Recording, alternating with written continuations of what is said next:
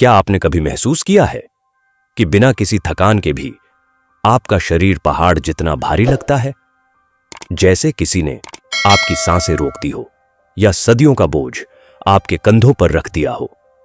हम अक्सर सोचते हैं कि दर्द का मतलब सिर्फ बीमारी है, लेकिन क्या हो अगर मैं आपसे कहूं कि आपका शरीर एक तिजोरी है जिसमें आपके बचपन के डर और वो आंसू कैद है जो कभी बाहर नहीं निकले।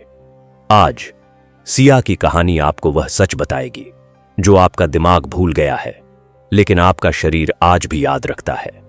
आगे बढ़ने से पहले, अगर आप अपनी जिंदगी में वह गहरी शांति चाहते हैं जिसके लिए आप यहां आए हैं, तो अभी इस चैनल को सब्सक्राइब करें और हमारे परिवार का हिस्सा बने। तो चलिए शुरू करते हैं सिया की वो नीली डायरी और उसकी सदियों पुरानी दर्द की दास्तान। सिया 26 साल की लड़की है जो अपनी फैमिली से दूर जयपुर शहर में अकेली रहती है और एक अच्छी नौकरी करती है। सबको लगता है कि सिया बहुत खुश है, लेकिन पिछले कुछ सालों से सिया एक अजीब पुराने दर्द से परेशान थी। उसके कंधों और गर्दन में दर्द रहता था जो किसी भी दवा या एक्सरसाइज से ठीक नहीं हो रहा था। डॉक्टरों ने कहा यह स्ट्रेस है, लेकिन सिया को ऐसा लगता था जैसे उसके शरीर पर कोई भारी वजन रख दिया हो। यह दर्द अचानक तब बढ़ जाता था जब ऑफिस में कोई थोड़ा जोर से बोलता था या जब वह रात में बिल्कुल अकेली होती थी। ऐसा क्यों था कि जब भी वह अपनी जिंदगी में आगे बढ़ने के बारे में सोचती तो उसका शरीर उसे वापस बिस्तर पर धकेल देता था। क्या यह सिर्फ दर्द था या कोई पुराना डर था जो उसे आगे बढ़ने से रोक रहा था? लेकिन दोस्तों, अजीब बात यह नहीं थी कि दर्द हो रहा था। अजीब बात यह थी कि उसके शरीर में यह दर्द आया कहां से। क्या यह सिर्फ एक शारीरिक बीमारी थी या सिया के अंदर कोई राज छिपा था जो बाहर आने के लिए बेचैन हो रहा था? जरा सोचिए, क्या आपके साथ भी ऐसा ही कुछ हो रहा है? तो रुकिए, आप बिल्कुल सही वीडियो पर आए हैं। यहां आपको आपके सभी सवालों के जवाब मिलेंगे। शाम के 7 बज रहे थे जब सिया ऑफिस से घर लौटी तो उसके कंधों का दर्द बर्दाश्त के बाहर हो रहा था। वह लेटने ही वाली थी, लेकिन उसे कोई आराम नहीं मिला। अचानक उसकी नजर अलमारी के ऊपर रखे एक पुराने बॉक्स पर पड़ी जिस पर काफी समय से धूल जमी हुई थी। पता नहीं क्यों, उस दर्द और थकान के बावजूद भी सिया को ऐसा लगा जैसे उस बॉक्स के अंदर कोई पुरानी चीज उसे बुला रही हो। उसने सोचा, शायद इस पुराने कबाड़ में मेरे दर्द की वजह का कोई निशान छुपा हो। जैसे ही उसने कांपते हाथों से बॉक्स को नीचे उतारा, उसके कंधों में दर्द की एक तेज लहर दौड़ गई। बिल्कुल वैसा ही दर्द जो उसे कई सालों से परेशान कर रहा था। जैसे ही उसने बॉक्स को बेड पर रखा, उसमें से एक पुरानी नीली डायरी निकलकर जमीन पर गिर गई।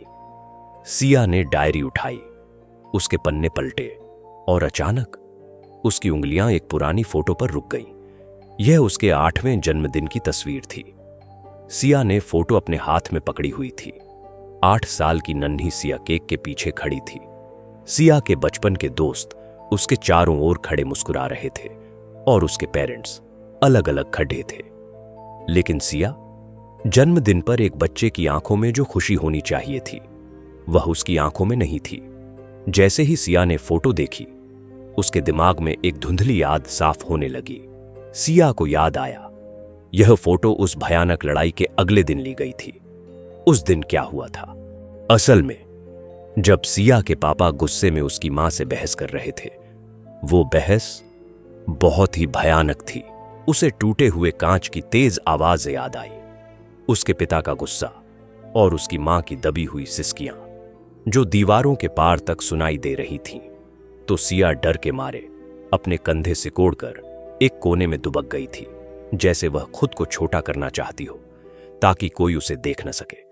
उसे लगा कि अगर उसने थोड़ी सी भी हरकत की तो उनका गुस्सा उस पर फूट पड़ेगा। उसने खुद को इतना छोटा और सख्त बना लिया था जैसे वह कोई जिंदा इंसान नहीं बल्कि एक बेजान मूर्ति हो। उसे याद आया कि उस रात उसने रोने की कोशिश की थी, लेकिन उसकी मां ने कहा था, सिया बहादुर बनो, रो मत। सिया ने रोना बंद कर दिया, लेकिन उसके शरीर ने उस सारे दुख को अपने टिश्यूज और मसल्स में फंसा लिया। उसी पल सिया को कुछ महसूस हुआ। उसके कंधों में दर्द हो रहा था, ठीक वैसे ही जैसे उस फोटो वाली शाम को हुआ था। समय बीतता गया, सिया बड़ी हो गई।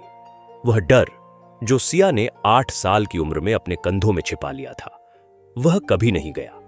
वह डर वहीं अटक गया था, एनर्जी ब्लॉकेज की तरह। सिया ने शीशे में खुद को देखा और पहली बार अपने शरीर से सवाल किया, तुम मुझे क्या बताने की कोशिश कर रहे हो? उसी पल उसके कंधों का दर्द चीख में बदल गया। उसे वह सारा डर महसूस हुआ जिसे उसने 8 साल की उम्र से दबा रखा था। केक, झगड़ा, अकेलापन, उसके माता पिता का अलग होना, सब कुछ एक साथ सिया के अंदर से बाहर निकलने लगा। सिया जमीन पर गिर गई और फूट फूट कर रोने लगी। यह सिर्फ रोना नहीं था, यह 18 साल का वो ट्रॉमा था जो बाहर निकल रहा था। जैसे ही उसने अपने कंधों को ढीला किया और कहा, आई एम सेफ नाउ, उसे ऐसा लगा जैसे उसके शरीर की हर कोशिका से जहर बाहर निकल रहा हो। जैसे ही सिया ने उस पुरानी याद को स्वीकार किया और खुलकर रोई, उसके कंधों पर महीनों से जो बोझ था वह अचानक गायब हो गया, जैसे वह कभी था ही नहीं। दोस्तों, सिया की कहानी कोई चमत्कार नहीं है, बल्कि एक गहरी सच्चाई है। हमारा दिमाग उन यादों को भूल सकता है जो हमें दर्द देती हैं, लेकिन हमारा शरीर, हमारी मांसपेशियां और हमारी सांसें कभी झूठ नहीं बोलती। वे हर उस आंसू का रिकॉर्ड रखती हैं जो कभी बहा ही नहीं। आज आप खुद से यह सवाल पूछें, क्या आपके शरीर में कोई ऐसा दर्द है जिसका कारण डॉक्टर नहीं ढूंढ पा रहे हैं? शायद अब समय आ गया है कि आप अपनी दवाएं न बदलें, बल्कि उस पुराने डर को ढूंढें जो आपके अंदर कहीं फंसा हुआ है। अगर आप आज से अपने शरीर की इस साइलेंट लैंग्वेज को सुनने का वादा करते हैं, तो नीचे कमेंट्स में बस आई एम लिसनिंग टाइप करें। मैं हर एक कमेंट का जवाब दूंगा। याद रखें, आपका शरीर आपका सबसे सच्चा दोस्त है। उसकी सुने, उसे आजाद करें। अगर यह वीडियो आपके किसी दोस्त की मदद कर सकता है तो कृपया इसे शेयर करें और ऐसी और भी गहरे सफर के लिए हमारे चैनल को सब्सक्राइब करना न भूलें। तो दोस्तों, मिलते हैं अगले वीडियो में।